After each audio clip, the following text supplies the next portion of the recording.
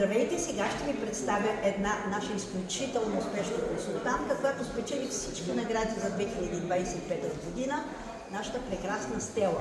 Стели, защо си в този бизнес? Подозираш ли за тази възможност?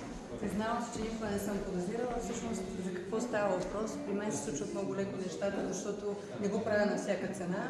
Съветвам всеки да опита, а вече какво ще се получи зависи от амбиция, усилия, харизма, много качества, последствия. Какво най-много ти харесва в бизнес? Свободата, че нямам работно време и си правя програмата сама за деня.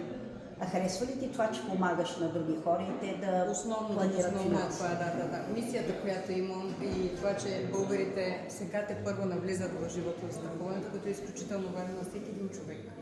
Какво би пожелала на млади хора или пък не толкова млади, които искат да растат личностно, да печелят пари?